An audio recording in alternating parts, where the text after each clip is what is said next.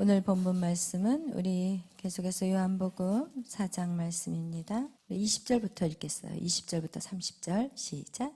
우리 조상들은 이 산에서 예배하였는데 당신의 말은 예배할 곳이 예루살렘에 있다 하더이다. 예수께서 이르시되 여자여 내 말을 믿으라. 이 산에서도 말고 예루살렘에서도 말고 너희가 아버지께 예배할 때가 이르리라.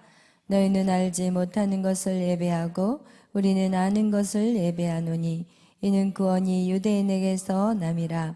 아버지께 참되게 예배하는 자들은 영과 진리로 예배할 때가 오나니 곧 이때라. 아버지께서는 자기에게 이렇게 예배하는 자들을 찾으시니라. 하나님은 영이시니 예배하는 자가 영과 진리로 예배할지니라. 여자가 이르되 메시아 곧 그리스도라 하는 이가 오실 줄을 내가 아노니 그가 오시면 모든 것을 우리에게 알려주시리이다. 예수께서 이르시되 내게 말하는 내가 그라 하시니라. 이때 제자들이 돌아와서 예수께서 여자와 말씀하시는 것을 이상히 여겼으나 무엇을 구하시나이까 어찌하여 그와 말씀하시나이까 묻는 자가 없더라.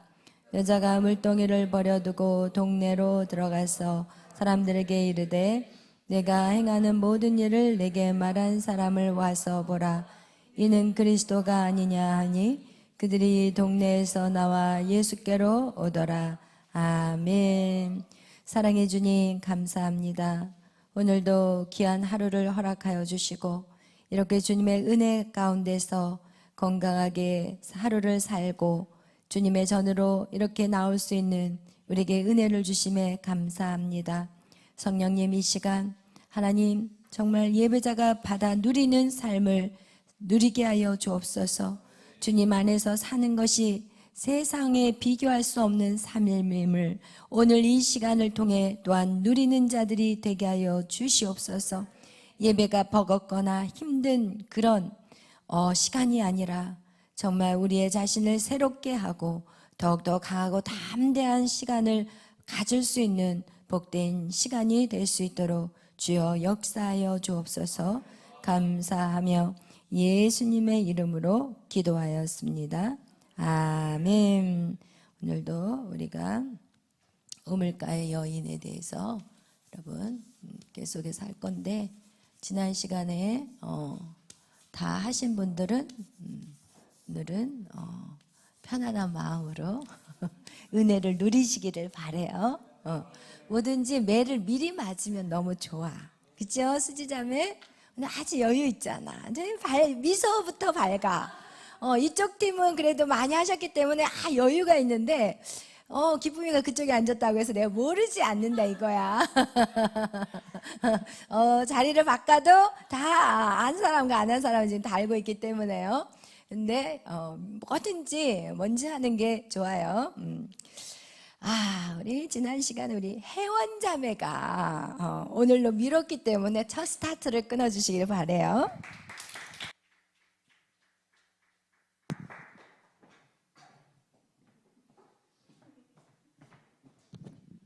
할렐루야. 분필. 우물가의 여인. 우물가의 여인은 저를 포함해서 인간의 모두를 대표하고 있습니다. 우리가 어떻게 주님을 만나고 어떻게 바뀌어가는지에 관한 과정을 보여줍니다. 첫 번째로 표면적인 문제 속에서 주님을 만나게 됩니다.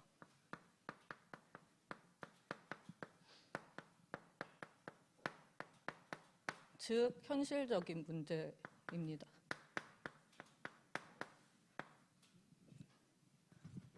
이 여인은 현실적으로 물이 필요했고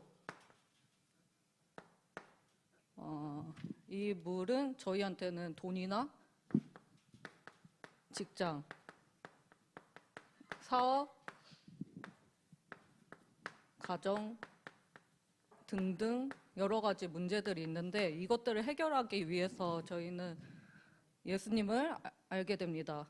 문제 하나 해결하기 위해 신앙을 가지게 되는데 이렇게 되면은 그 요한복음 4장 9절에 있는 우리는 예수님을 유대인 정도로만 알고 있는 것입니다. 하지만 예수님이 10절에서 내가 누구인 줄 알았으면 영원히 목마르지 않는 생수를 구하였을 것이라고 말씀하셨고, 이 여자는 두 번째로 영적인 목마름,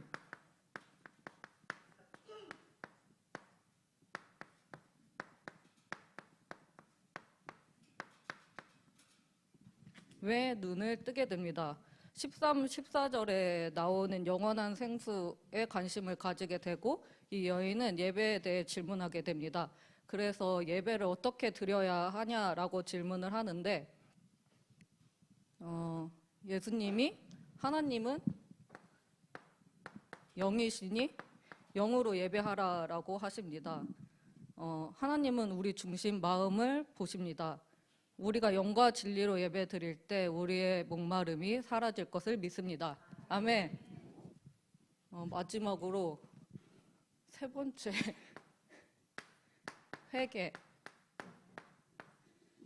회개인데 이 여인은 자기의 부끄러움을 알았지만 뭘 회개해야 되는지 잘 몰랐습니다. 그 4장 16절에서 보면은 내 남편을 불러오라고 하시는데 여기서 남편은 우리가 신앙생활 할 때 잘 안 되는 것, 또 말씀대로 잘 안 사라지는 것, 그리고 예수님보다 더 사랑하는 것을 의미합니다. 이것들을 회개해야 합니다.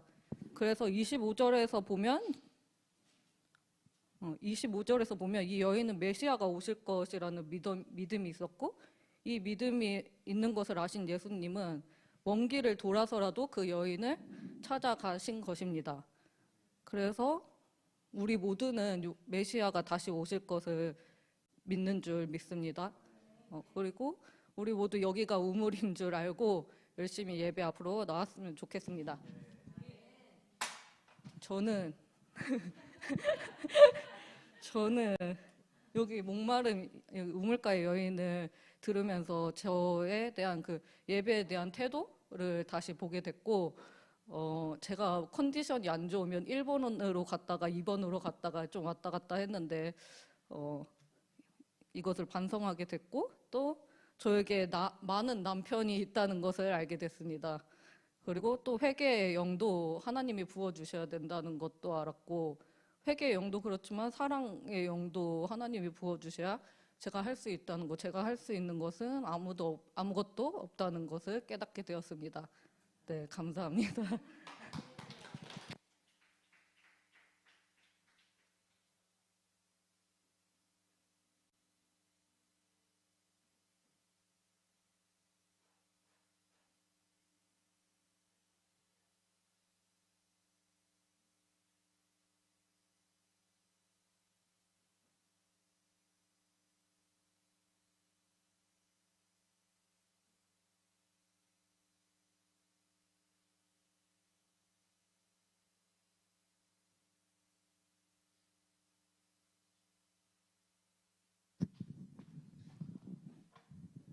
우물가의 여인은 사마리아라는 지역에 사는 한 여인이었는데 그 유대인들이랑 사마리아 사람들은 그 말을 섞지 않는다고 이제 유대인들이 사마리아 사람들을 더럽게 여긴다고 했었는데 예수님은 유대인인데 이 우물가의 여인을 만나기 위해서 우물가의 여인이 사람들을 되게 싫어해서 사람들을 피해 다녀가지고 이제 낮에 제일 더울 때 사람들을 피해서 그 우물을 기르러 갔는데 예수님이 이 제일 더운 날씨에 이 여인을 만나기 위해서 이 우물가에서 기다리고 계셨습니다. 근데 이 여인에게 예수님이 다가가서 내게 물을 좀 달라고 했을 때 여인이 당신은 유대인인데 왜 나에게 말을 거냐 이렇게 얘기를 했는데 저는 성경을 그냥 제가 읽었을 때는 뭐 그럴 수도 있겠구나, 그렇게 얘기할 수도 있겠구나 이렇게 생각을 했는데 이제 목사님이 해석을 해주셨을 때는 이제 되게 반항적이라고 해야 되나, 약간 그렇게 그런 여인이었다고 얘기를 해주셨고, 또 이제 여인이 계속해서 이제 예수님한테 질문을 되게 많이 하는 그런 장면이 나오는데, 이것은 우리가 예수님을 제대로 알지 못하고 제대로 만나지 못했기 때문에 계속해서 질문이 나오는 거라고 얘기를 해주셨고, 그리고 이제 나중에 예수님이 갑자기 물 얘기를 하다가 갑자기 뜬금없이 내 남편을 데려오라고 얘기를 했을 때 사마리아 여인이 내게는 남편이 없습니다라고 얘기를 했고, 예수님이 너 맞다, 너에게는 5명의 남편이 있었고 지금 같이 있는 남자도 내 남자가 아니다라고 얘기한 것은 이제 그 남편의 의미는 우리가 예수님보다 더 사랑하는 우상이라는 것을 의미한다고 하였습니다. 그래서 이제 정리를 하자면 우리도 삶 속에서 예수님보다 더 어떤 것들을 더 우선시하는지, 예배보다 더 중요한 게 무엇인지를 생각해보고 좀 더 회개했으면 좋겠다.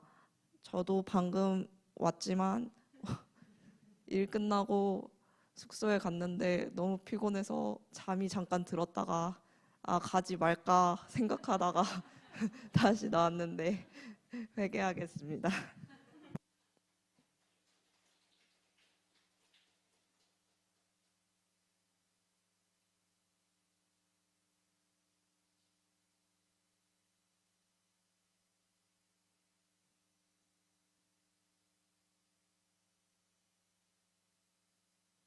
기도하고 시작하겠습니다.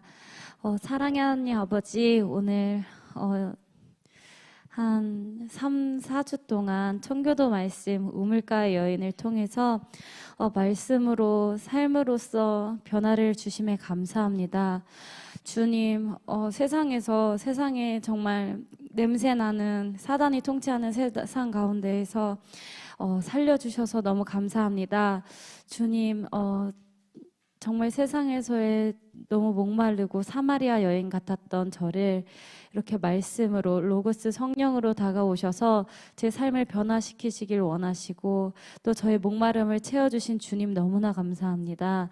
주님, 부족한 종, 부족한 죄인, 부족한 주님 제자 지금 말씀 상고하고자 하니 주님 이 시간 말씀 전함을 통해서 제 입술을 통하여서 제 이야기를 듣는 사람들의 마음의 심령에도 끼워짐을 주시옵시고, 제가 이 시간 말을 하면서 성령님 제 심령을 만지셔서 정말 평생 목마르지 않는 삶을 살아가며 하나님의 복음을 전하는 자로 사용하여 주세요. 주 예수 그리스도의 이름으로 기도드렸습니다. 아멘.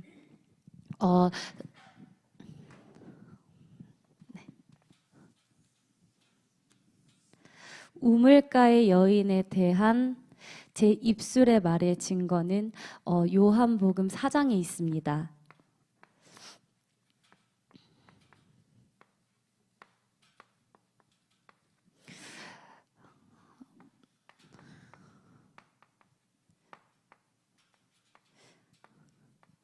우물가의 여인, 창세기 1장 1절 말씀이죠. 태초에 하나님이 천지를 창조하셨느니라. 아멘. 태초에 하나님이 천지를 창조하시기 이전부터 하나님께서는 우물가의 여인에 대한 이야기를 섭리하시고 계획하셨습니다. 이것은 엄청난 축복이자 엄청난 은혜예요.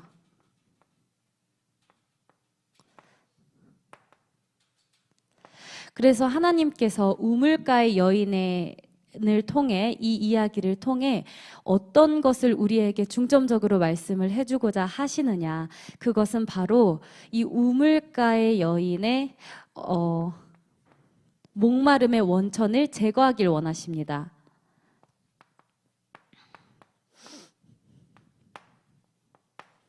시기, 질투, 공허함, 아픔, 기구함, 외로움, 이러한 목마름의 원천, 바로 이 물덩이를 집어 던지길 원하시는 겁니다.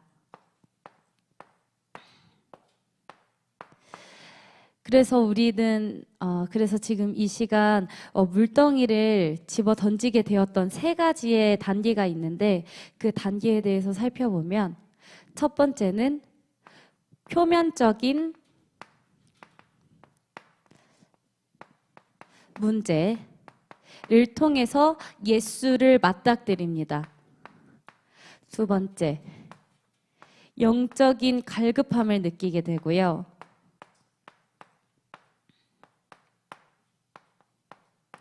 세 번째, 하나님께서는 회개를 선물로 주십니다.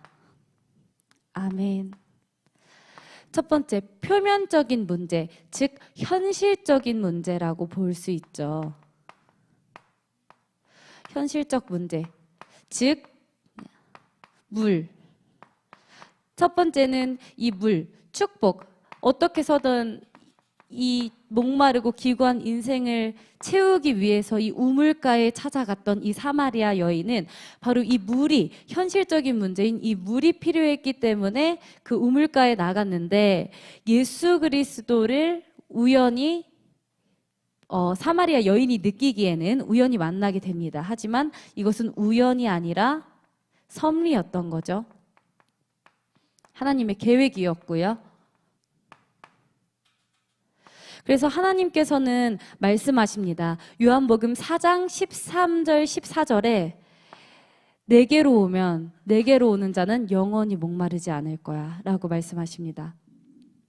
그리고 사마리아 여인은 이 영적인 목마름을 느끼게 되고, 세 번째, 이 영적인 목마름을 채우기 위해서는 바로 회개가 필요했기 때문에 하나님께서는 이 회개의 사건을 통해서 사마리아 여인의 영적인 목마름을 채우시게 됩니다. 첫 번째로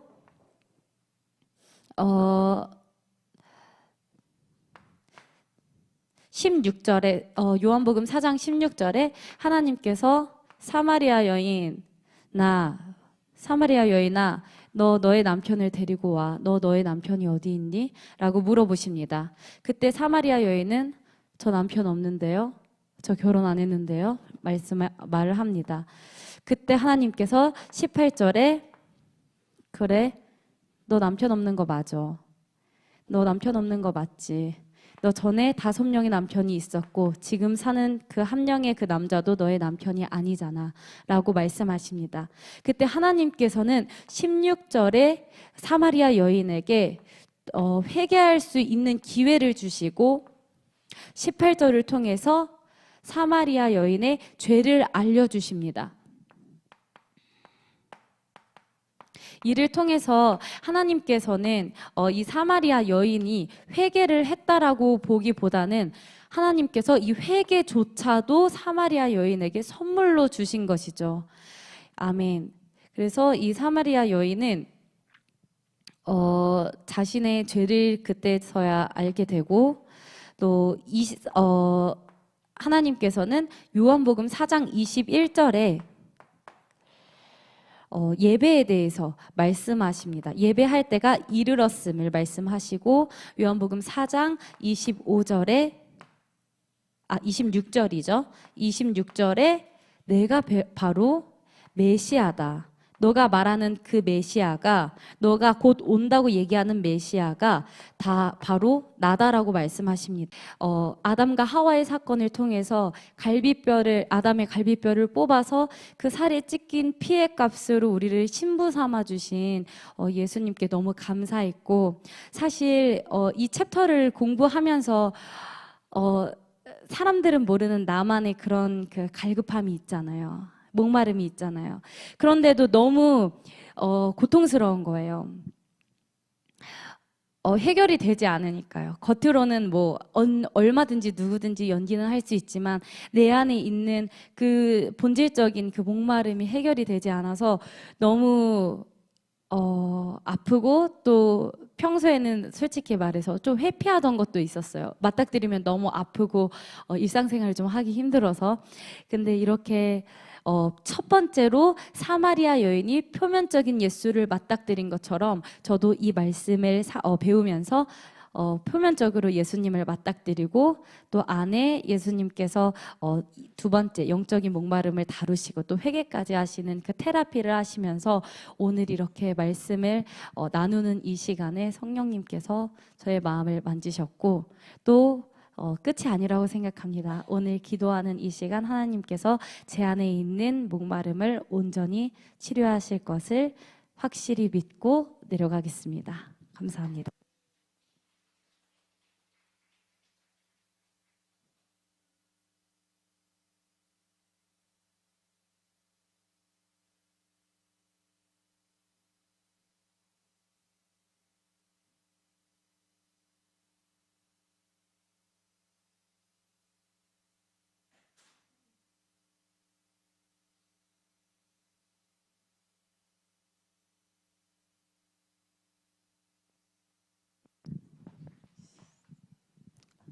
저는 이거 우물가의 여인 전에 에스더서 하면서 뭔가 모르는 마음의 헛헛함이나 그런 게 조금 있어서 예수님에 대한 그 생수의 강을 느끼게 해달라고 기도를 했었는데 이거 딱 그거 끝나고 말씀 처음 선포하실 때 이렇게 제목을 이렇게 써주시잖아요. 그때 우물가의 여인 쓰는데 와 나다 할렐루야. 너무 은혜 받겠다. 너무 감사한 시간 되겠다라는 완전 기대랑 또 확신으로 말씀을 듣기 시작했는데 그래서 아니나 다를까 너무 은혜 받고 너무 행복한 시간이었어요. 우물가의 여인은 목사님께서 인류를 대표하는 여인이라고 말씀해 주시면서 결국에는 이 여인이 나고 결국에 우리인데 이 여인이 예수님을 만나기 전에 어땠는지 또 예수님을 만나고 어떻게 변했는지를 보여주는 요한복음 4장 말씀인데 일단 우물가의 여인의 첫 번째 상태는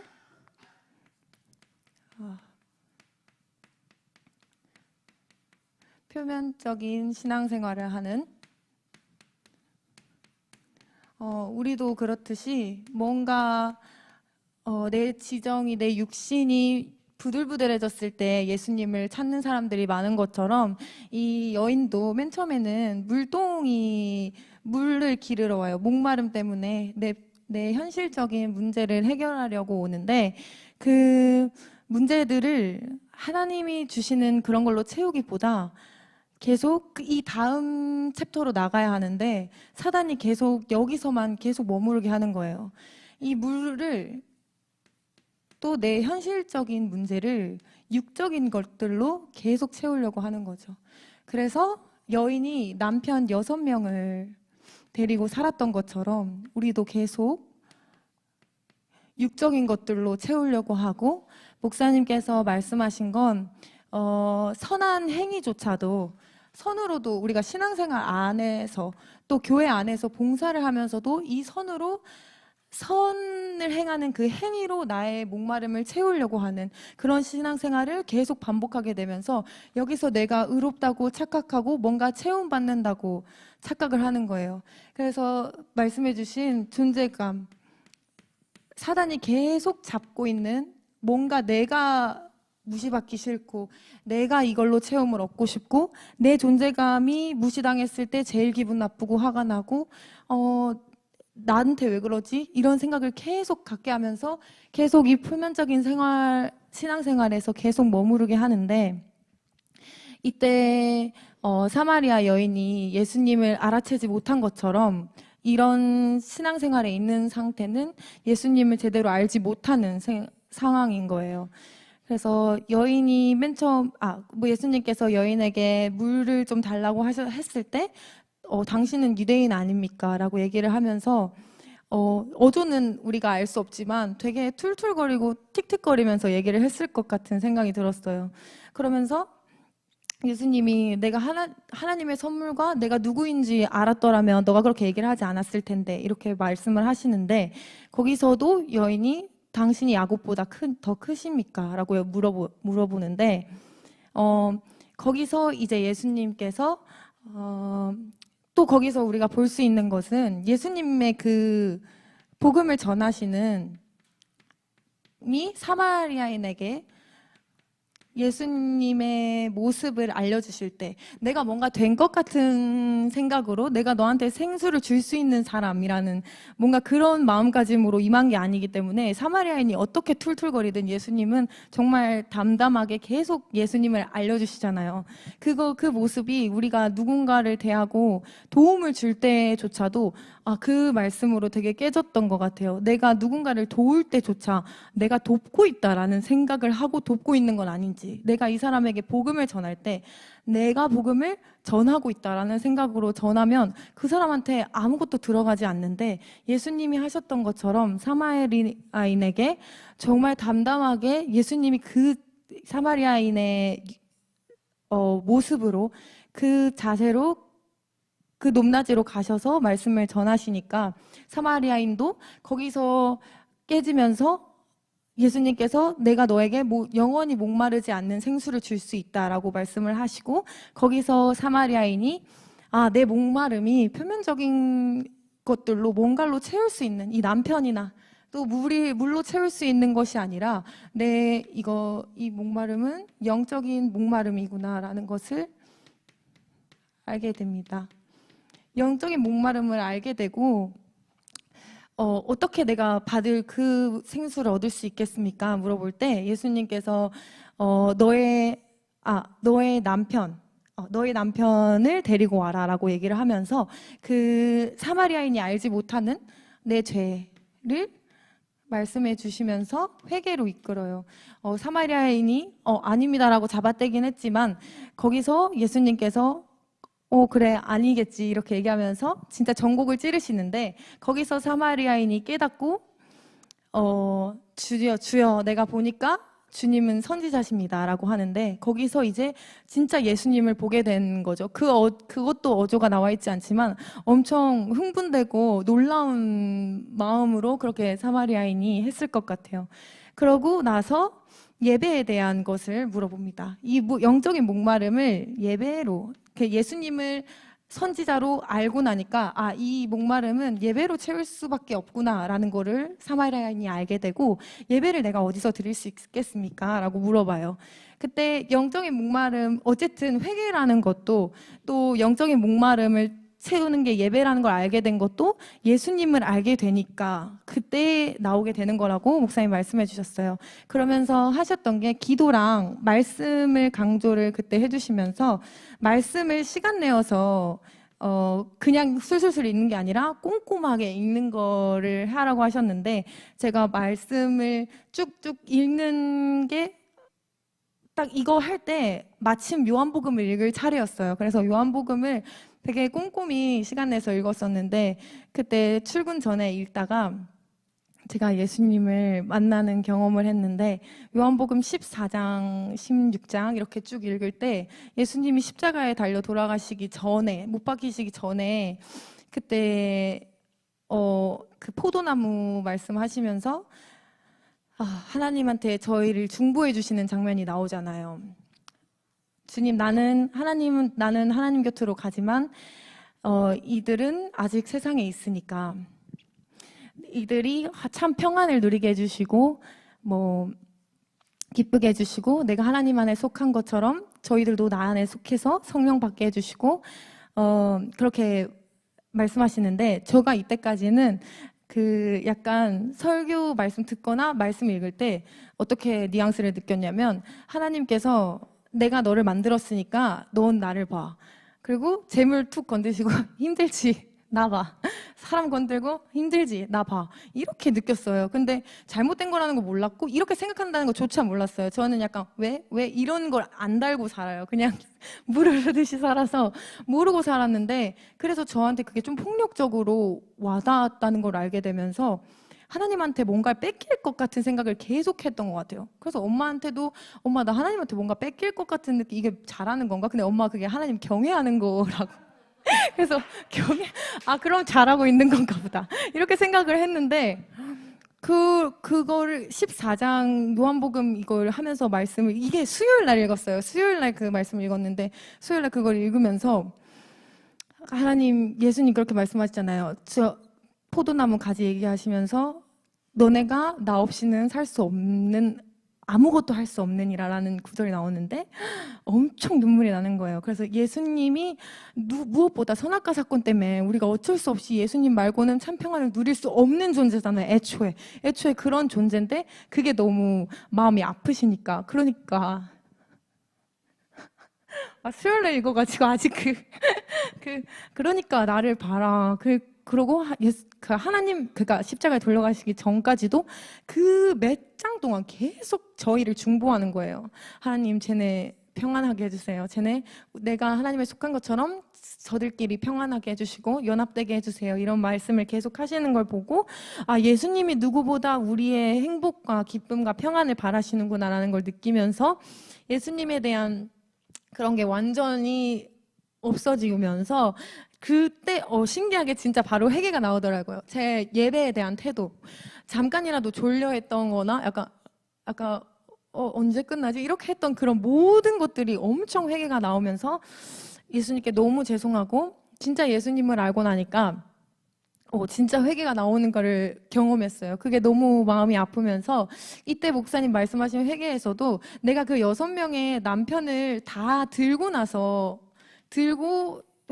예수님, 나 예수님 걸로 채워주세요라고 할 수 없는 거예요.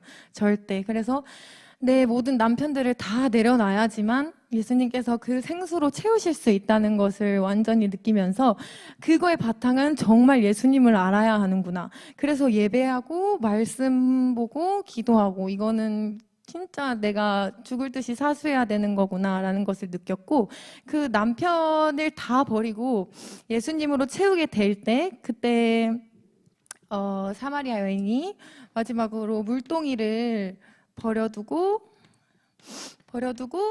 마을로 들어가서 사람들에게 예수님을 전하잖아요. 이때 물동이는 내 방법, 내 뜻, 내 수단, 모든 것들이 될 수가 있는데 이것들을 버려두고 마을로 들어갑니다. 그거는 나를 바라보는 신앙생활에서 벗어나서 진짜 영혼들을 위해서 살아가는 삶이 시작되는 건데 정말 영혼들을 위해서 하는 것도 내가 뭔가 자리에 있어서 영혼들을 위해서 살 수 있는 게 아니라 이 과정을 다 거쳤을 때 진짜 내가 내 안에 있는 것들이 예수님으로서 해결됐을 때 그때야 영혼을 섬길 수 있고 그게 전도가 되는 거구나라는 걸 너무 느꼈고 내가 내 피해의식에 쩔어 있고 내가 내 비교의식을 계속하고 내가 우월감에 있다든지 하면 절대 영혼을 섬길 수 없구나라는 게 너무 느껴졌고 그 회개를 할 때도 목사님 그 팁을 말씀해 주셨는데 저한테는 어떻게 와닿았냐면 예수님보다 사랑하는 것을 알 때 내가 무언가에 슬프거나 약간 좌절되는 생각, 낙심되는 생각, 한숨? 저는 통장 잔고 보면 한숨이 그렇게 나오는데 그런 모든 것들이 예수님보다 그 상황에서 올라가 있는 건 거죠. 그게. 그래서 제가 이 말씀 목사님 말씀하신 거 들으면서 내가 뭔가 한숨이 나오거나 약간 이런 상황이 있을 때 그때 분별할 수 있는 기준이 생긴 것 같아요. 그때 내가 지금 이걸 예수님보다 생각하고 신경 쓰고 있구나라는 것을 떠오르면서 그걸 계속 제거를 해나가는데 결국에 그 제거 과정도 내가 계속 롤러코스터 타는 그런 상황을 훈련받는 거죠. 그 훈련을 받았을 때 복음을 전할 때 예수님께서 사마리아 여인한테 어떤 말에도 흔들리지 않고 담담하게 복음을 전하셨던 것처럼 우리도 그 훈련을 받아서 내 모든 롤러코스터를 다 제거했을 때 영혼을 살리는 일에도 내가 정말 담담하게 흔들리지 않고 전할 수 있구나라는 걸 느껴서 결국에는 본질적으로 예배에 대한 회개가 정말 많이 나와서 내가 본질을 놓치고 있었구나라는 걸 많이 깨달았고 예수님을 내가 예배해야 될 것을 알고 내가 진짜로 예배하고 그리고 그 예배로서 다른 사람들까지도 영혼을 바라보는 신앙생활을 하는 것까지도 이끌었으면 좋겠다라는 생각을 하는 감사한 시간이었습니다.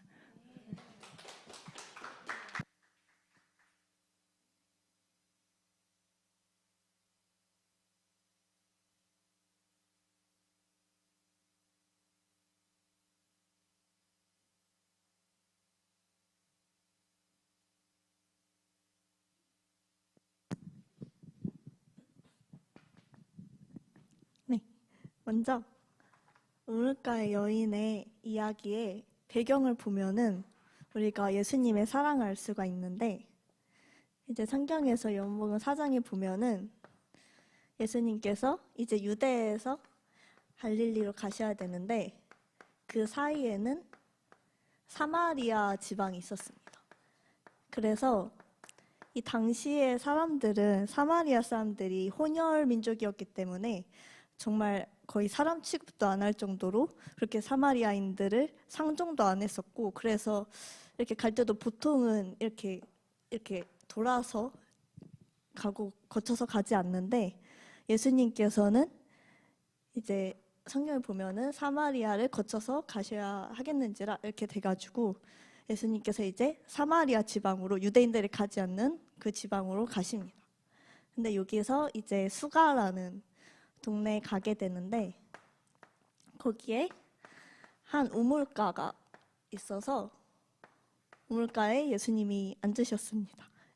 근데 여기서 예수님이 단순히 너무 덥고 힘들어서 잠시 쉬려고 그냥 단순히 앉아 계셨던 것이 아니라 여기 우물가에서 누가 오기를 기다리고 계셨는데 그게 바로 사마리아 여인, 우물가의 여인이었습니다. 그래서 이 여인이 우물가에 오게 되는데 그 오는 시간이 원래 보통은 이 지방이 엄청 더운 지방이니까 좀 해가 졌을 때나 그럴 때 오는 게 보통인데, 이 사마리아 여자는 특이하게 한낮에 제일 더울 때 우리나라 시간으로 12시에 이 우물가로 왔다고 성경에 써져 있습니다. 그래서 예수님께서는 전능하신 하나님이시기 때문에 이 여인이 오실 것을 아셨고 또 이 여인이 오는 것을 기다리고 계셨던 것입니다. 그래서 우리가 이 우물가의 여인을 모든 사람 또 나로도 이렇게 볼 수가 있는데, 우리가 정말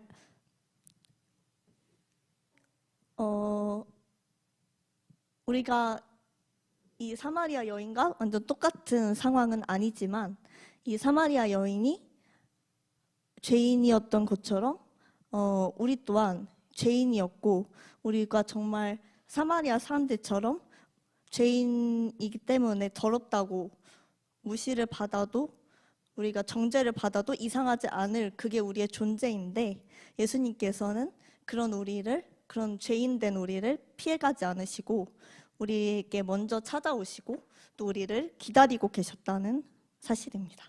그래서 여기서 이제 목사님께서 말씀해 주셨던 게, 첫 번째는 이제 표면적인 문제로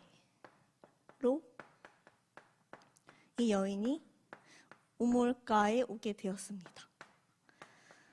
즉 여기서는 우물에 있는 물을 가지러 온 것이었죠. 그래서 이거를 또 우리에게 적용해보면 우리에게 지금 있는 모든 우리의 삶에 있는 현실적인 문제, 지금 당장 눈앞에 놓인 문제들로도 볼 수가 있습니다. 그래서 첫 번째로 이 여인이 왔던 것은 표면적인 문제 때문에 왔고, 이 물을, 진짜 워터를 구하려고 왔습니다. 근데 여기서 이제 여인이 예수님을 만나게 되는데, 예수님께서 이 여인과 대화를 하실 때 보면은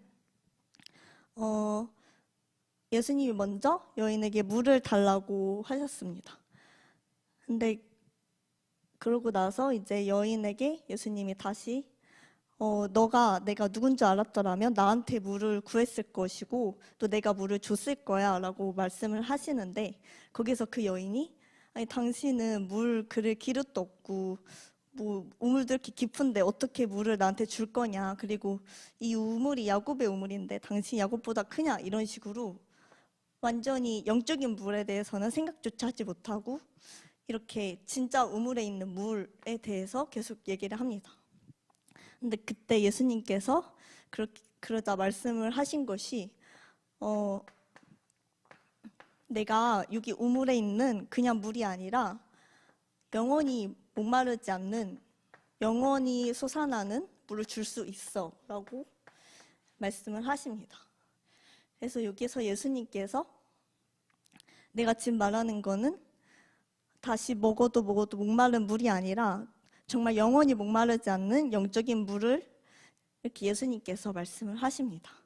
그래서 여기서 이제 영원한 생수에 대한 말이 나오는데, 근데 이때까지도 여인은 깨닫지 못하고 그러면 그런 영원한 물이 있으면은 나한테 주셔서 다시는 이 물을 가지러, 이 마시는 물을 가지러 이 우물에 오지 않게 해주세요 라고 하니까 예수님께서 그 여인이 물을 구할 때 갑자기 뜬금없이 물을 주신다고 말씀하시는 게 아니라 네 남편을 데려와라 라고 말씀을 하십니다.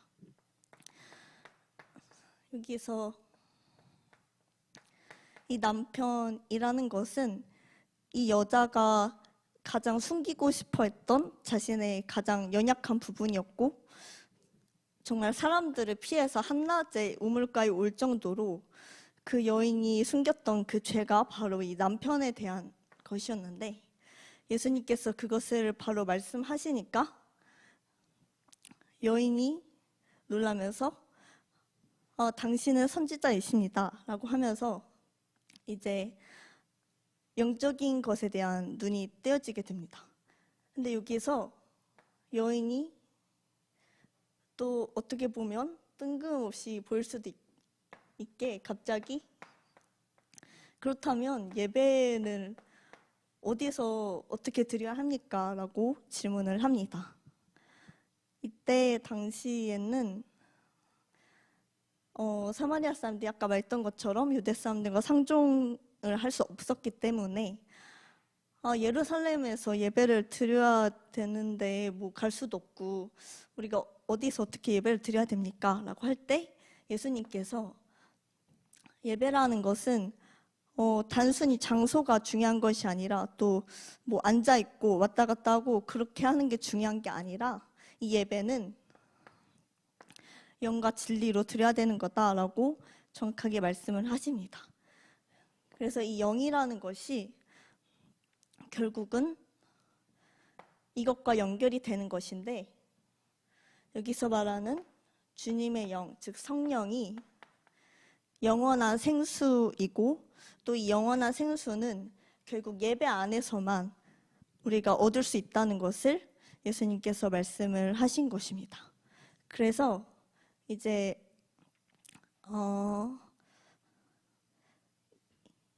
이 예배 가운데 이제 정말 주님의 영으로 채워지게 되었을 때, 그 영원한 생명수를 알게 되었을 때, 이제 마지막으로 보면은 4번이요. 마지막으로 보면은 이제 여인이 자기가 들고 왔던 물동이를 버려두고 내팽개를 쳐놓고 동네 마을로 들어갑니다. 마을로 들어가서 예수님을 알리기 위해서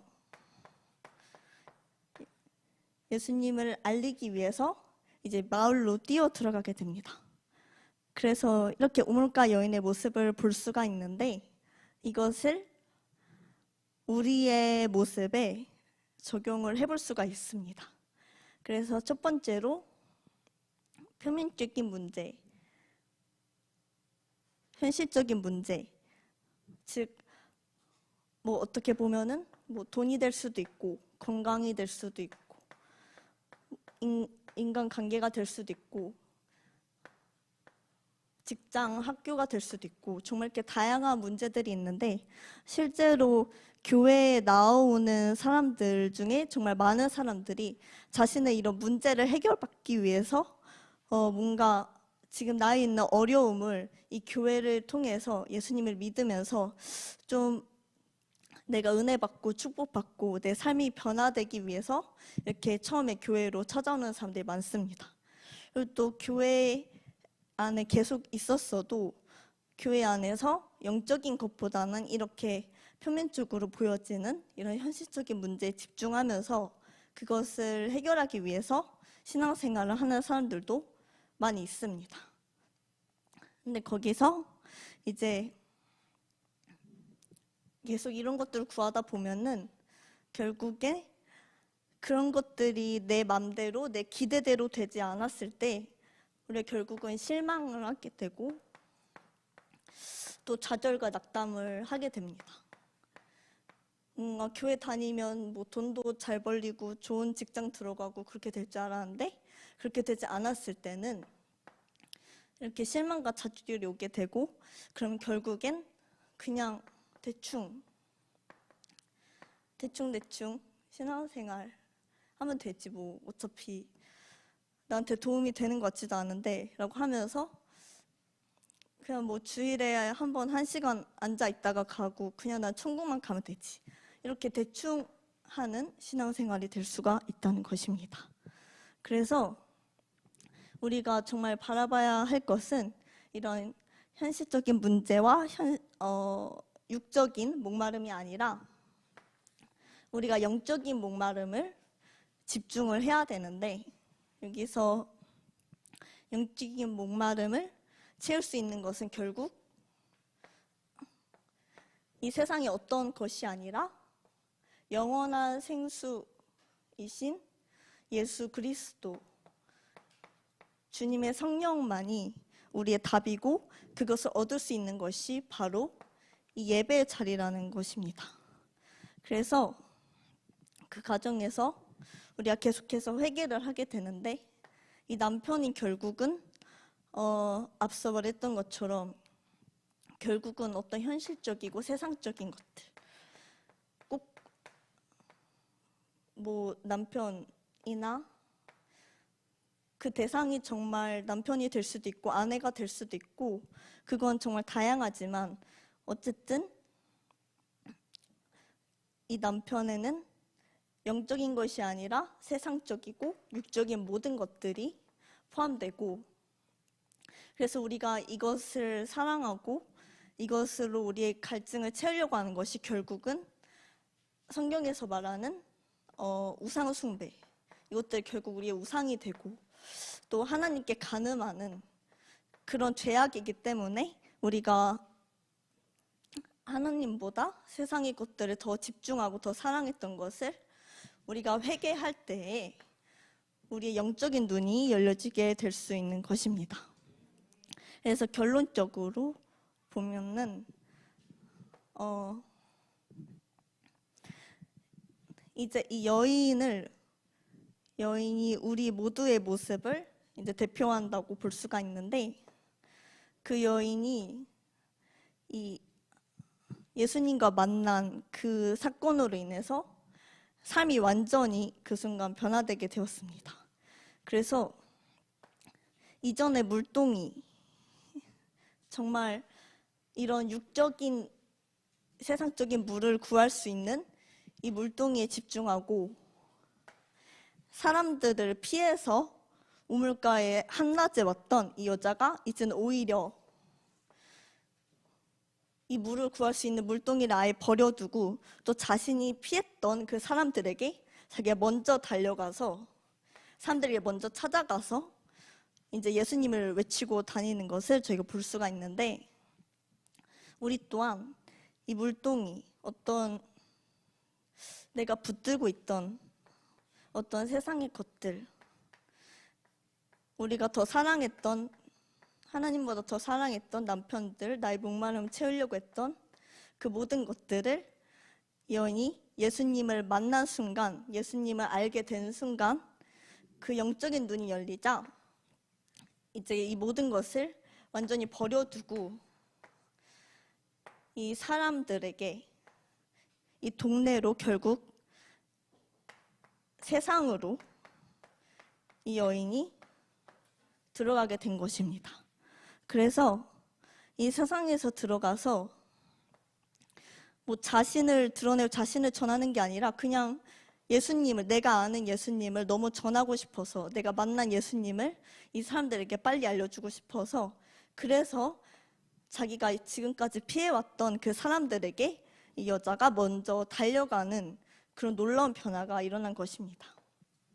근데 이렇게 여인이 세상을 피해서 이렇게 몰래 다니던 사람에서 어떻게 이렇게 마을에 들어가서 먼저 외치고 다니는 그런 사람이 될 수 있었는가라고 했을 때, 이 여인에게는 정말 예수님을 그저 아는 것이 아니라 정말 진짜로 예수님과 만나는 그런 시간이 있었던 것입니다.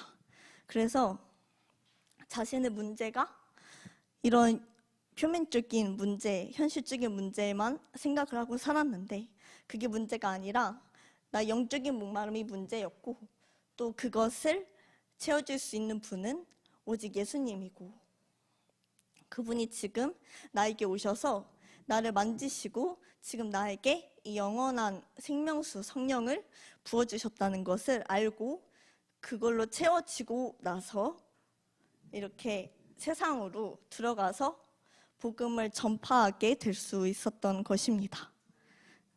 그래서 이제 우물가 여인을 들으면서 계속해서 말씀을 들으면서 제가 느꼈던 것은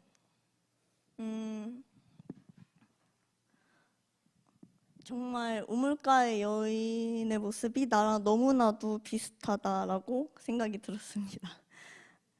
뭔가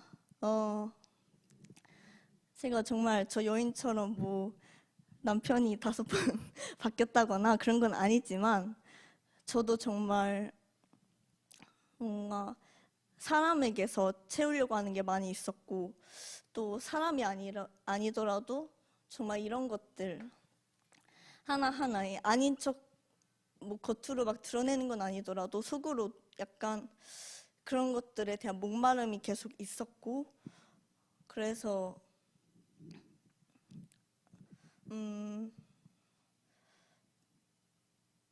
뭔가 그 목마름을 채우기 위해서 자꾸 세상적인 것들로 좀 생각이 가게 되고 또 노력도 하게 되고 그랬었는데 정말 목사님이 설교 중에 말씀을 해주셨는데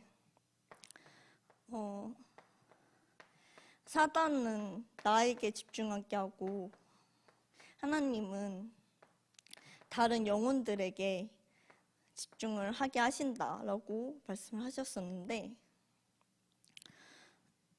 정말 사단은 나를 위하는 척하면서 나를 채워줄 수 있을 것처럼 하면서 주님이 아니라 이런 다른 것들을 헛된 것들을 계속해서 보게 하고 또 내 자신에게 집중하게 하면서 나의 연약함들을 계속 보게 하고 뭔가 내가 정말 뭐 가진 것도 없고 다른 사람들은 비교해서 잘난 것도 없고 이런 식으로 계속해서 나에 집중하게 하고 왜 저게 나를 채워주지 못할까? 왜 내가 기대한 만큼 되지 않을까? 이렇게 계속 나 중심적으로 생각을 하고 빠져들게 하는데 정말 하나님께서 원하시는 것은 그런 나 중심적인 생각에 파묻혀 있는 게 아니라 정말 내가 그 모든 목마름을 오직 주님의 영으로 채우고 이 예배 가운데서 완전히 채워져서 그거를 이 세상 가운데 나아가서 전하기를 지금 원하시는 건데 그게 하나님의 뜻이라는 것을 좀 잊고 있었던 것 같아요. 그래서 뭔가 이 예배를 드리는 것도 그저 나를 위해서 드리는 그런 게 있었고, 이 예배를 드리고 내가 계속 성장을 하고 훈련을 받아서 이 영혼들에게 나아가야 된다라는 것을 좀 잊고 있었던 것 같은데, 정말 이 말씀을 들으면서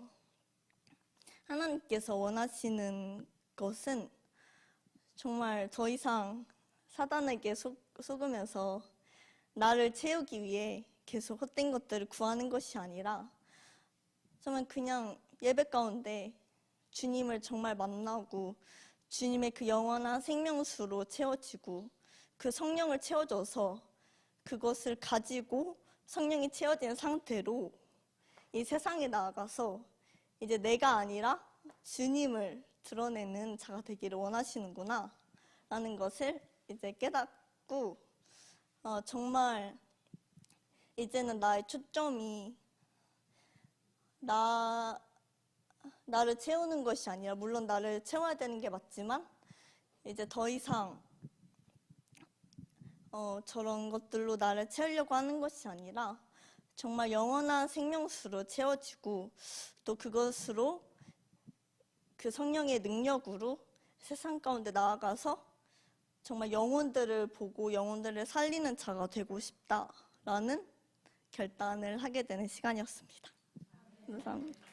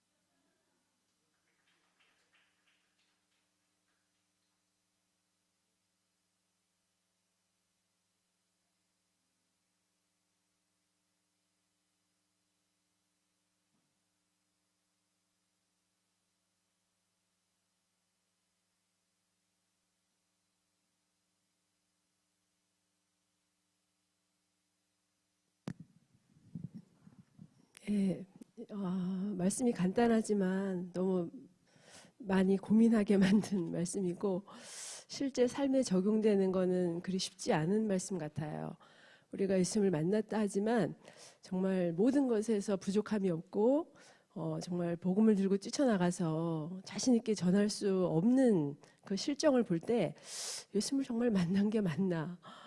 정말 왜 예수님이 모든 것 되시고 복음이시고 진리고 또 나의 남편이신데 뭐가 부족해서 이렇게 항상 기쁘지 못하고 뭐에 매여 있어서 이렇게 고민이 많을까?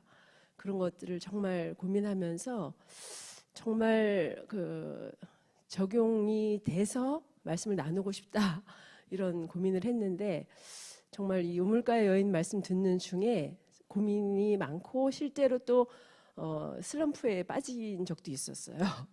남편이라고 믿어왔던 것들이 너무 아무것도 힘이 없고 나에게 아무 도움도 안 되고 그냥 너무 박살나버린 거예요. 그러니까 나름대로 저는 나는 이제 건강을 관리할 줄 알아. 그래서 이제 너무 오랜 세월 아팠기 때문에 누구보다도 건강의 비법을 알고 있었는데 그냥 이사하고 그 이후에 계속 돌아가면서 아픈 거예요, 몸이. 난 건강에 대해서 그래도 이제 나는 노후를 짱짱하게 살겠다. 누구보다 이제 건강 관리 이제 제2막을 활기차게 살겠다 이런 의지하는 마음이 있었는데 건강에 대해서 너무 자신이 없어지는 거예요. 아무것도 진짜 뭐 면역력이 건강에 답이다 했지만 안 되더라고요. 건강을 이제 기초부터 다 무너지고 건강에 대해서 아무것도 할 수가 없고 또 나름대로 뭐 엄마가 기도 열심히 하면 아이들이 믿음이 이제 잘 될 거다. 부모 뭐 기도하는 자녀는 망하지 않는다. 근데 애들 바라보면은 너무 낙심이 되고 야 진짜 엄마 이렇게 기도하는데 애들은 왜 조명밖에 안 될까? 왜 이렇게 다 깔아줘도 다 베풀어줘도 감사할 줄도 모르고 정말 이렇게 풍성하게 사랑을 베푸는데도 왜 사랑으로 못 느끼고, 그래서 거기서 또 실망이 오고, 그래서 뭐 아무튼 뭐 이 모양 저 모양으로 그 또 뭐 사업도 나름대로 보람을 느끼면서 순수한 마음으로 한다고 1년 반 쫓아다녔는데 뭐 돈 하나 번 거 없이 그냥 돈 몇 천만 원 다 차 살 돈까지 다 없애면서 그냥 무너져 버리고 뭐 이러니까 내가 의지하고 있던 남편들이 다 이제 무너졌을 때 오는 그 실망감으로 이제 그 좀 낙심돼 있고 이제 그랬었는데, 그래서 진짜 나 예수님을 만났으면 정말 자신 있게 내가 메시아를 만났다, 예수님만 믿으면 다 된다, 이렇게 확신하게 말할 수 있어야 되는데, 그 기쁨의 근원 생수 되신 예수님을 내가 못 만난 건가? 만났는데 왜 이 모양밖에 안 되지? 그런 고민을 좀 많이 했어요. 그런데 아무튼 그 말씀 듣는 중에 좀 해결이 됐습니다. 그래서 오늘 기쁘게 나눌 수 있는 이 시간이 됐는데, 저는 일단은 그 우물가의 여인 하면은 이제 3번 정도 이 말씀 앞에 제가 선 적이 있었어요. 근데 이제 맨 처음에는 처음 예수님 믿을 때 저는 진짜 예수님이 진짜 좋은 신랑, 진짜 좋은 남편, 뭐 돈 많으면 뭐해, 뭐 공부 잘하면 뭐해, 뭐 이모가 잘생기면 뭐해, 다 필요 없더라고요. 그래서 다 필요 없어.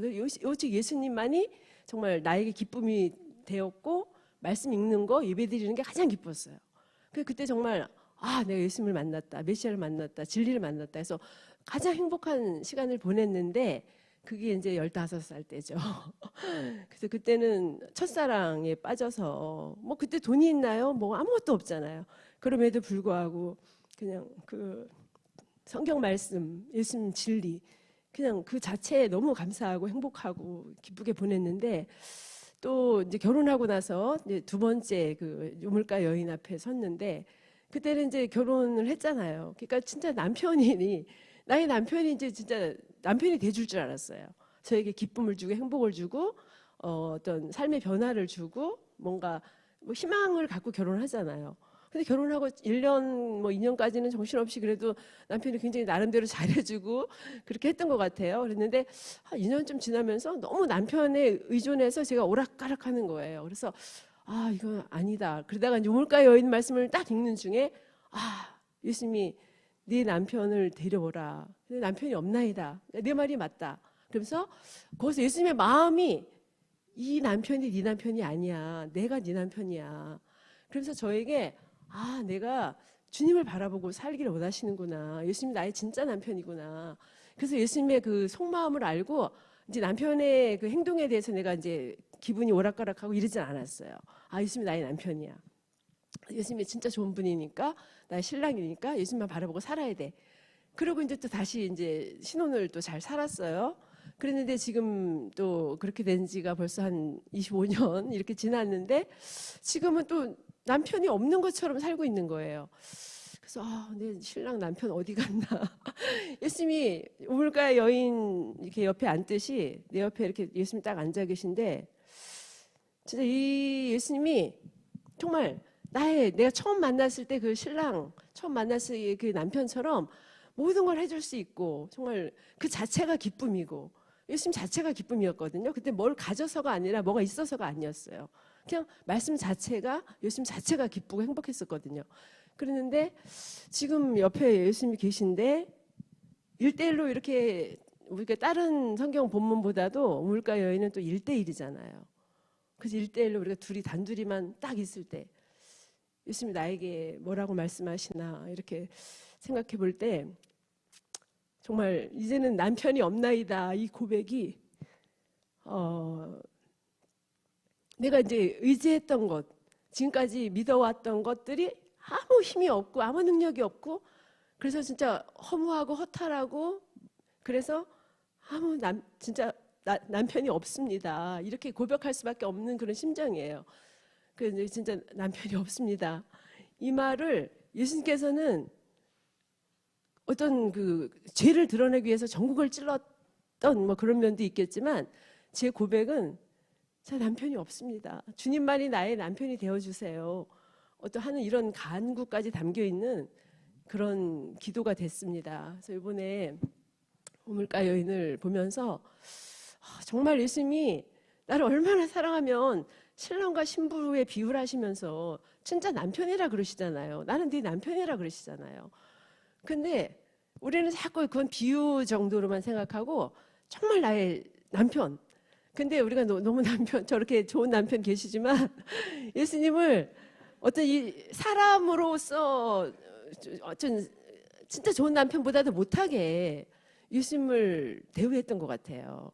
그러니까 저 정도 남편이면 좋겠다. 저도 우리 남편이 좀 못하는 게 많아가지고 이렇게 막 다정하게 잘해주고 막 그런 사람들 보면 너무 부럽고 정말 저런 남편이 있으면 좋겠다 이런 마음, 그 외로움 이런 걸 좀 많이 느꼈는데 예수님을 진짜 어떤 사람보다도 못한 그런 어떤 능력이 없는 그런 분으로 예수님을 어떤 대우했던 것에 대해서 되게 많이 회개가 됐고 정말 예수님은 진짜 남편이신데 모든 걸 해줄 수 있는 그리고 정말 창조주 하나님이시잖아요. 메시아 아버지잖아요. 그래서 정말 그 여인이 메시아를 만났다면서 당신이 메시아면 다 됐다는 거예요. 예수님이 우리 창조주고 우리 메시아고 우리 아버지고 사실 예수님이 계시면 다 된 거잖아요. 그런데 예수님께로부터 어떤 그 만족함을 못 누리면서 계속 그랬던 것은 눈이 좀 멀어지고 가려지고 세상 근심 염려로 또 이렇게 흐려진 건데 제가 이번에 조금 낙심됐다가 이제 우리 그 다희 간사님도 그런 얘기를 했지만 좀 예수님을 뛰쳐나가서 복음을 전해야 되는데 못 그러는 거 보면 좀 덜 만난 것 같다, 좀 부족한 것 같다 이랬는데 저도 그거 갖다 좀 고민했어요.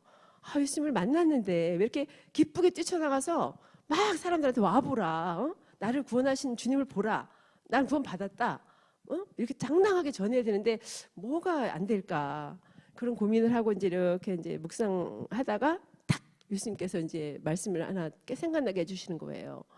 그러니까 그 요한복음 4장에 나와 있는 말씀, 내게 말한 내가 그로라. 그 말씀이 딱 다가오면서 지금까지 새벽 예배 말씀을 통해서 성경 읽는 말씀을 통해서 설교 말씀을 통해서 우리가 설교 들으면서 막 계속 우리에게 말씀해 주셨잖아요. 그걸 깨닫게 해주신 분이 바로 예수님이었던 거고 그분이 나와 동행하고 살고 계셨던 건데 내가 그분의 눈이 가려져가지고 예수님이 어디 계시고 나를 안 돕고 계시나 어떤 좀 이렇게 그렇게 생각하고 있었던 거예요. 그런데 바로 그러니까 우리가 엠마오 가던 제자들이 부활하신 주님이 바로 옆에 있는데 눈이 안 떠져가지고 낙심해가지고 가고 있었잖아요. 제 마음이 그랬더라고요. 바로 정말 나를 구원하시고 내가 처음 예수님 만날 때 예수님을 분명히 확실하게 만났거든요. 그래서 지금까지 나의 삶을 여기까지 인도해 주셨는데 어떤 그 헛된 그 세상적인 남편, 나의 그 부족함 그런 것들이 눈이 가려져 가지고 진짜 좋으신 남편, 지금 살아계신 하나님, 나의 아버지 되시는 좋으신 능력 있는 그 남편을 몰라보고 어떤 그러고 있었던 거죠. 그런데 이번에 다시금 좀 눈이 떠졌어요. 그래서 나에게 지금까지 말씀으로 인도해 오셨던 수많은 말씀으로 나를 깨우치시고 나에게 사랑을 고백하시고 나를 정말로 죽기까지 사랑하시는 그 주님이 나의 남편이시라는 그거에 대해서 눈이 떠지면서 정말 이제는 주님을 증거하는 사람이 되어야 되겠다.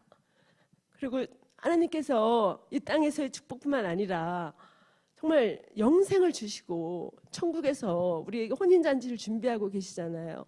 그래서 어떤 성경 말씀이 에스더 때도 우리가 복음이구나 그게 느껴졌는데 요번에 이 우물가 여인도 정말 복음이더라고요. 난 남편이 없다 그럴 때 그냥 나를 죄를 찔러가지고 너는 그래 불쌍하고 비참한 자야 이게 아니라 그러니까 넌 내가 필요하다. 그러니까 내가 너의 남편이 되어주겠다. 이렇게 고백하시는 주님을 이번에 다시금 만났고 그래서 정말 그 창조주 메시아 정말 예수님이 부활하셨고 예수님이 창조주 하나님이시고 나의 남편이시면 다 되잖아요. 그러니까는 그 우물가 여인이 당신이 메시아면은 내게 모든 것이 다 해결된다라는 그런 믿음이 있었잖아요.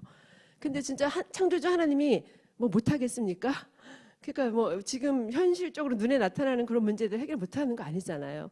나의 믿음이 부족할 뿐이고 또 때가 안 됐을 뿐이고 그러니까는 그분에 대한 신뢰가 좀 부족했던 것 또 그분에 대한 믿음이 좀 부족했던 것에 대해서 또 회개하는 시간을 가졌는데 정말 그 믿지 못하는 게 그 슬프잖아요. 믿어주지 않는 게 슬프잖아요. 그래서 정말 좋으신 분이 날마다 우리 우물가 예배가 우물가로 나오는 거라 그랬잖아요. 그러니까 우물가에 예수님이 와서 기다리시고 또 사실은 너무 또 놀라운 게 예수님 자체가 생수시더라고요. 그러니까 우리가 예수님이 나한테 물만 한 모금 떠주는 그게 아니라 예수님 자체가 생수시고 또 더 놀라운 것은 그 생수의 근원 되신 예수님이 내 안에 계시기 때문에 내 배에서 생수의 강이 흘러나게끔, 예. 그래서 우리가 영원히 목마르지 않을 수 있는 거고, 정말 말씀을 통해서 계속 영원히 목마르지 않는 샘물을 우리에게 공급해 주시고 계시더라고요. 그래서 우리가 어떤 그 갈급함을 느껴서 교회 와서 무릎 꿇고 기도하지만 결국은 우리가 예배에서 모든 게 해결이 난다 그러는데, 그 예배가 어떻게 생명수를 마시는 시간이고 또 영적인 문제가 해결되면 사실은 모든 게 감사로 기쁨으로 다 바뀌어질 수 있는 거더라고요. 제가 첫사랑할 때 보면 아무것도 없었어요. 그때 뭐 중2 학생이 뭐가 있었겠어요. 근데 그때처럼 행복했던 순간이 없어요. 온 천지를 다 가진 것 같았고 정말 천국이 내 것이고 막 하나님 말씀이 그냥 이렇게 천국이 뚝 열린 것처럼 막 천국이 보이고 그랬었거든요. 하늘을 막 이렇게 날아가는 이렇게 구름 위를 걷는 것 같은 행복함에 쌓여 있었거든요. 근데 지금도 예수님은 똑같은 동일하신 분인데, 그래서 우리가 그 예수님 지금 나의 마음에 그렇게 믿음으로 나가고 날마다 생명수를 이렇게 마시면 우리 그 은혜 안에서 넉넉히 감사하며 살 수 있을 것 같습니다. 감사합니다.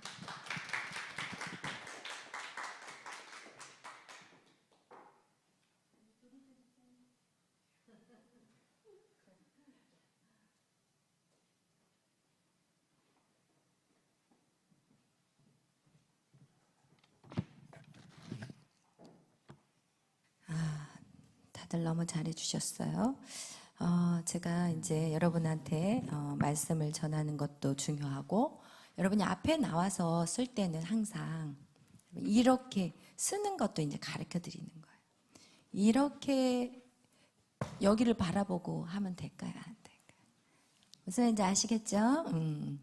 항상 이렇게 물을 쓸 때도 우물가예요. 이러면서 주로 이 자세로 말씀을 전해야 돼요. 여러분이 전할 때 이 자세로 말씀을 전하면 절대 안 돼요. 이것도 아니에요. 할렐루야. 딱 이 정면을 보고, 그리고 꼭 써야 할 때는 얼른 쓰고 몸을 딱 돌려야지 계속 여기 쳐다보고 이렇게 있고 막 이래버리면 이거 절대, 이거 지금 가르쳐 드리는 거예요. 왜냐면 굉장히 중요한 거예요. 자세도 중요해요. 여러분이 앞에 나와서 이거는 여러분에게 잘못했다고 하는 게 아니라 모르기 때문에 가르쳐 드리는 거예요. 할렐루야.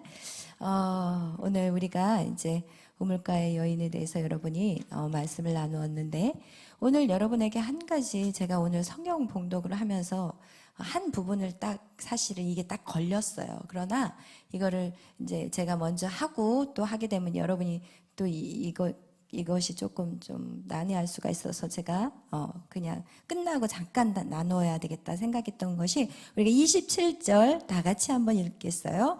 우리 요한복음 4장 27절 우리 다 같이 한번 읽겠습니다. 다 찾으셨어요? 요한복음 4장 27절 시작. 이때 제자들이 돌아와서 예수께서 여자와 말씀하시는 것을 이상히 여겼으나 무엇을 구하시나이까, 어찌하여 그와 말씀하시나이까 묻는 자가 없었더라. 아멘. 여러분, 지금 이 우물가의 여인과 이 제자들 무슨 차이를 느끼시나요? 우물가의 여인과 제자들의 차이가 있어요. 이 우물가의 여인은 계속해서 물어요. 주님, 생수? 그렇다면 주님이 어떻게 생수를 주실 수 있어요? 다른 사람 같으면 그냥 귀찮으니까 일단 물 마시세요 하고 그냥 주고 얼른 물 퍼가지고 와버리면 되는데, 이 여인도 만만치 않게 주님에 대해서 계속해서 질문한다는 거예요. 근데 그 예수님과 함께 동거동락하면서 다니는 그 12제자들은 그걸 물어보지 않아요. 왜 사마리아 여인하고 예수님이 대화하는지, 이거는 사실은 사마리아 여인과 대화하는 그 예수님은 유대인으로서는 이상한 행동인 거거든요. 말도 안 되는 행동들이에요. 그리고 그걸 꺼려 했어요. 그리고 굉장히 조심해야 돼요. 사마리아 여인과 말을 섞는 것조차도 거룩성을 상실하는 부분이기 때문에. 그런데 이 12제자는 궁금해도 물어보지 않는다는 거예요. 그냥 그러나 보다 그냥 이상히 생각했지만, 여러분 우리의 신앙생활에서 우리도 참 그런 게 많아요. 아까 기쁨 자매가 얘기 잠깐 언급한 것 같이 그냥 물 흐르듯이 내 안에 그런 거조차 생각조차 있었던 거를 모르고 그렇게 살아가는 경우들이 되게 많다는 거예요. 그리고 그냥 두리뭉실하게 하나님을 알 뿐만 아니라 그 두리뭉실 속에서도 하나님을 왜곡되이 생각하는 경우들이 너무 많다는 거예요. 어떻게 보면 하나님은요, 우리한테, 우리가 그런 표현을 안 했지 모르지만 하나님은요 독재자예요. 솔직히 말하면 저한테도 그런 게 있었어요. 왜 하나님 원하는 일을 제가 해야 돼요? 그래서 저는 하나님을 아는 게 두려웠어요. 그래서 하나님을 아는 게 두려워서 그냥 더 이상 질문하지 않을 때가 참 많아요. 왜냐면 더 깊이 하나님 앞으로 들어가는 거가 싫어요. 왜냐면 아프리카 선교 가라, 그렇지 않아도 지금 사모가 되라 이래가지고 지금 억울하게 사모가 돼가지고 그 당시에 그랬으니까 사모하기 싫은데 유명한 디자이너가 돼서 진짜 멋진 남자 장로 딱 만들어 놓고 권사 돼서 그냥 물질 팍팍 교회에다가 그냥 흘려보내는 그런 일을 하고 싶었는데, 하나님하고 친해지니까 어느 날 신학교를 가라는 거예요. 여러분, 내가 원하지 않는 거를 자꾸 시키는 하나님, 그 하나님 앞에 질문하기 싫어요. 그리고 그 하나님 앞에 더 가까이 친해지고 싶지가 않은 거예요. 하나님 독재자고 하나님 말을 거스르면 어떻게 돼요? 불구덩이에 들어간다는 거를 너무 잘 아니까. 그런 오해들이 우리 안에 너무 많다는 거예요. 오늘 이 제자들은, 이 사마리아 여인은 목마름이 있었어요. 갈급했어요. 그런데 예수님의 제자들은 바로 옆에 예수님이 있는데조차 그 예수님이 누군지조차 관심이 있었어요, 없었어요? 솔직히 말하면 없었어요. 그냥 예수님을 왜 따라다녔어요? 와, 떡과 보리떡과 물고기 2마리 가지고 떡 5덩어리와 물고기 2마리로 막 사람들을 먹이니까, 이야, 이 사람은 곧 있으면 여기에 유대 땅의 왕이 될 거야. 이스라엘의 왕이 될 거야. 그리고 나서 이 로마도 싹 정리해버릴 거고, 이 나라가 든든히 쓰게 이 메시아, 예수님이 그 일들을, 메시아 사상보다는 이 예수 그리스도가 그걸 할 거라고 믿었던 거예요. 자기의 자리 찾으려고 예수님 옆에 내가 오른쪽에 앉겠다, 얘 왼쪽에 앉겠다 이러면서 자리 싸움하고 앉아있고. 여러분, 그런 상황들이 바로 12제자의 모습이었던 거예요. 그들은 질문하지 않았어요. 관심이 없었어요. 그냥 이 현실적인 거 앞에서 그냥 예수님 옆에 딱 붙어 있었던 거예요. 그러나 그 여인은 계속해서 예수님을 찾아가요. 여러분, 오늘 여러분 예수님을 찾아가는 데 집중하셔야 돼요. 여러분, 제가 세상의 일을 하지 말라는 거 절대 아니에요. 항상 제가 얘기하잖아요. 믿는 사람은요 2배로 뛰어야 된다고 얘기하는 거예요. 그래서 열심히 세상의 것도 하고 또 공부도 열심히 하면서 또 교회에서도 열심히 예배를 드리라는 거예요. 그러나 여러분이 공부하는데 시간 없어요 라고 말하지만, 여러분 집에 가서 공부하는 시간, 책상에 앉아있는 시간이 많아요? 아니면 헛된 생각하고 앉아있고 유튜브 핸드폰 확인하고 있고, 여러분 쓸데없는 거 막 돌려가면서 손가락으로 막 이러면서 1시간 2시간 우리가 얼마나 많은 시간들을 낭비하는데요. 사실은 이 예배 핑계를 대지만, 여러분 사실은요 쓸데없는, 어른들 가서 뭐 하시나 보세요. 옛날에는 뭐예요? 리모컨 들고, 지금도 리모컨 들고 계시는 집사님들 권사님들 깔려 있다니까요. 그리고 세상 노래 따라 부르고 앉아 있고. 여러분 정말 우리가 하나님 앞에 예배하는 거를 갖다가 그 시간이 아깝다고 생각하고 그 시간을 자꾸 쪼개려고 하지만, 여러분 아까 우리 심상희 집사님 얘기하신 거 잘 들으셔야 돼요. 예수님을 일찍이 만났어요. 그런데 왜 그렇게 기뻤던 그 예수님이 어느 날 다른 남편을 또 꿰어차고 있겠냐고요. 여러분, 우리가 주님을 만나는 그 평안한 안식이 오기 전까지는, 우리가 정말 천년왕국 그리고 저 천국에 들어가기 전까지는 우리는 매일의 만나를 먹어야 되는 거예요. 여러분, 우리가 이 예배라는 매일의 만나가 없이는요 우리는 결코 다시 또 바람피게 돼 있어요. 여러분 그것을 저도 똑같이 느꼈어요. 왜냐하면 진짜 주님을 사랑한다고 울고 통곡하고 그렇게 해서 신학을 들어가고, 하나님 나 이젠 디자이너, 네 이제는 영혼을 살리는 일을 해야 하겠습니다 라고 들어갔던 제가 어느 날 돈을 사랑하기 시작하고 또 다시 옛날의 것들을 어느 순간 저도 모르게 슬며시 남편들을 수두룩하게 또 끼고 살더라고요. 예수님 외에. 여러분 그래서 여러분 예배 하나만은 여러분이 정말 목숨 걸고 주님 오시는 그날까지 여러분이 이 생명줄을 놓아서는 안 돼요. 여러분 저는요 청년의 시절에는요 신앙생활 진짜 잘했거든요. 근데 결혼하면서요 지금은요 완전 매로 때리고 또 어떤 식으로 아이들을 그냥 막 말씀을 어떤 식으로 아이들을 양육하냐면요, 아이가 욕했다고요 그 아이를 화장실 목욕탕으로 데려가가지고 그 퐁퐁을 가지고 입에다가 막 거품을 내가지고 그 아이를 막 입을 씻어줬다는 거예요. 그 죄를 줬다. 여러분 이런 악한 짓을, 이건 진짜 악한 짓이거든요. 그 아이에게는 하나님은 무서운 하나님인 거예요. 그런 엄마의 행동들은 여러분 그런 식으로 어떻게 되냐, 종교주의자가 돼버리는 거예요. 예수 그리스도 안에서 진정한 사랑이 아이에게 흘러가야 되고, 그래 우리 모두는 죄인이야, 그래 주님 앞에 회개하자, 이렇게 하면 되는데 어떤 행위에 집중하고 그걸 갖다가 마치 바리새인과 서기관들 같이 그렇게 정죄하고 그렇게 아이를 그냥 영적으로 그냥 주눅들게 하고 죽여버리는 그런 부모들의 가르침이 너무 많아요. 왜? 영적인 것들이 끊어질 때 우리는 우리 안에서 더 악한 사단 마귀가 우리를 쥐고 흔든다는 것을 여러분 기억하셔야 되는 거예요. 그래서 여러분의 믿음을 계속해서 여러분 주님과의 그 선을, 주님과의 그 젖줄을 절대로 나서는 안 되고, 그게 바로 예배예요. 아멘. 여러분이 왜 힘들어졌느냐 잘 보세요. 예배에 집중한 것이 사라졌을 때 우리는 힘들어지기 시작해요. 그래서 여러분 그것을 하지 말자는 거예요. 우리 심상희 집사님이나 저나 우리 박명주 집사님이나 또 뒤에 계시는 우리 어른들은 다 이거를 경험했기 때문에 정말 예배가 중요하구나. 여러분 그렇기 때문에 이렇게 우리가 매일 밤 모이는 거고, 주님이 없이는 우리는 금방 다른 한편 금방 껴요. 금방 차고 살게 된다는 거 여러분 꼭 기억하시고, 그리고 오늘 이 예수님을 옆에다 놔두고 그것을 찾지도 못하는 이 제자들, 진짜 안타까운 거잖아요. 그렇지만 이 여인은 계속해서 묻고 예수님을 어느 성까지 알게 됐어요? 메시아까지. 할렐루야. 여러분에게도 그런 정말 복된 인생이 되시기를 예수의 이름으로 축원합니다.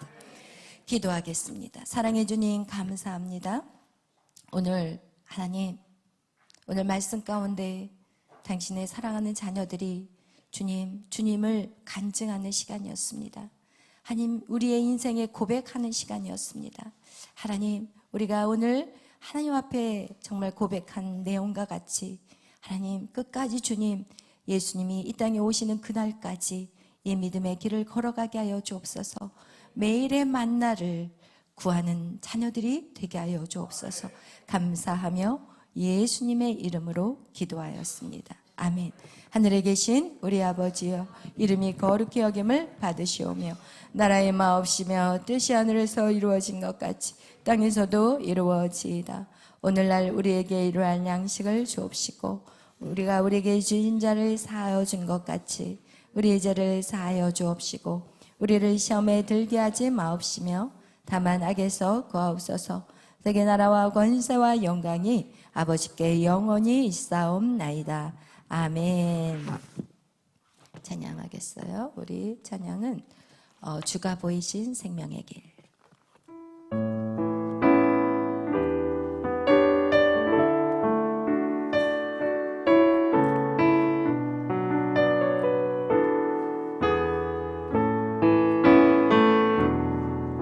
주가 보이신 생명의 길, 나 주님과 함께 상한 마음을 들이며 주님 앞에 나가리. 나의 의로움이 되신 주, 그 이름 예수. 나의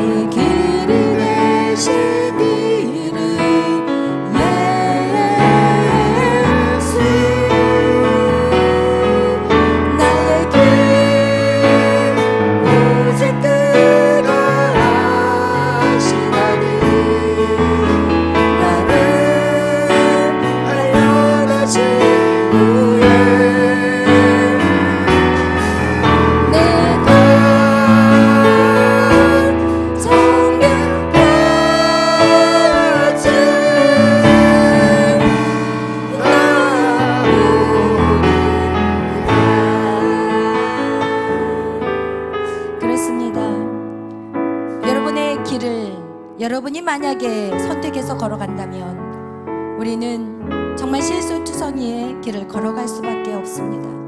그러나 오늘 주님께서 여러분의 길이 되어주신다고 하십니다.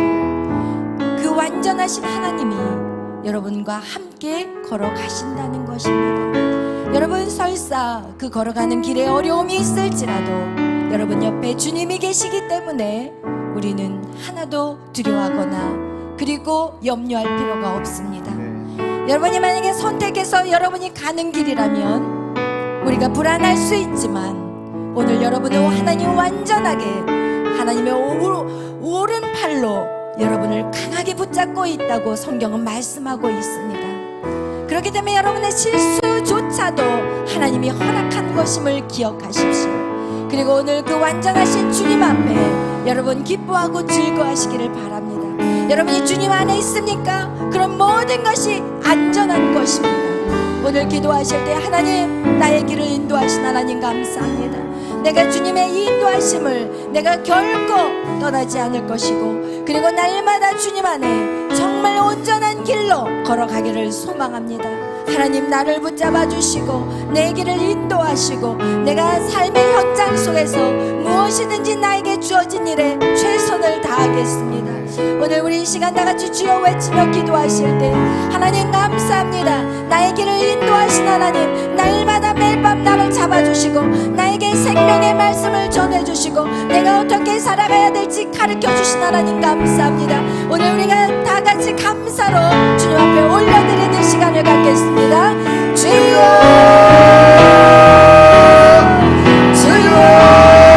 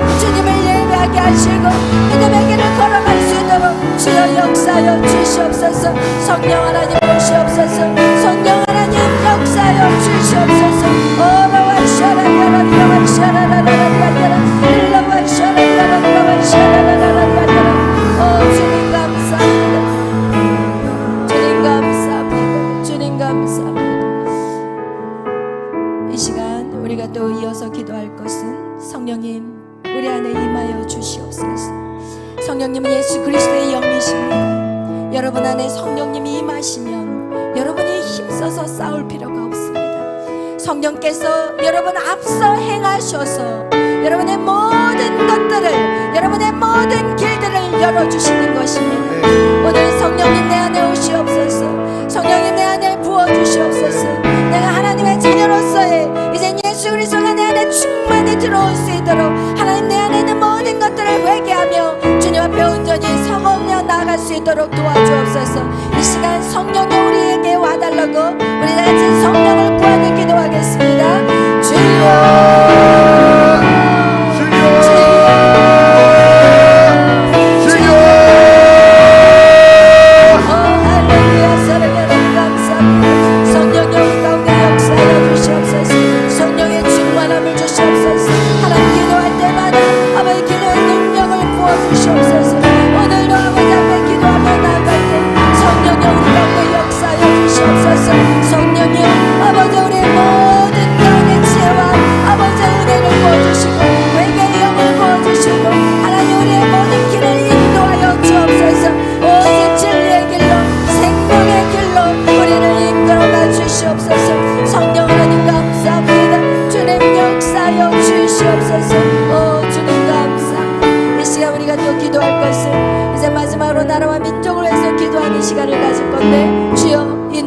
회복시켜 주시옵소서. 4월 총선 하나님 얼마 남지 않았습니다. 나라를 위해서 목숨 걸고 기도하는 우리가 됩시다. 이 시간 나라와 민족을 위해서 이 땅의 복음이 하나님 이 땅의 성령이 이 땅을 덮어 주시옵소서.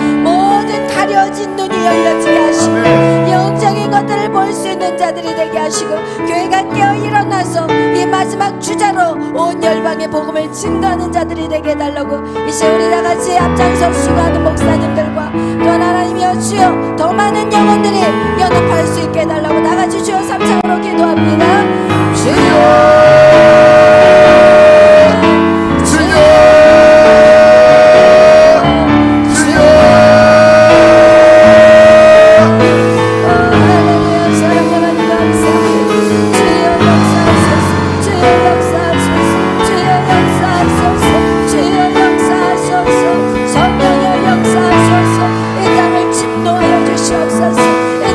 침노하여 주시옵소서. 성령여 이 땅을 침노하여 주시옵소서. 하나님 이 백성의 부르짖음을 들어 응답하여 주시옵소서. 이 땅에 하나님의 나라로 세워나갈 수 있도록 역사하여 주시옵소서. 오라와 샤라리오라리와 샤라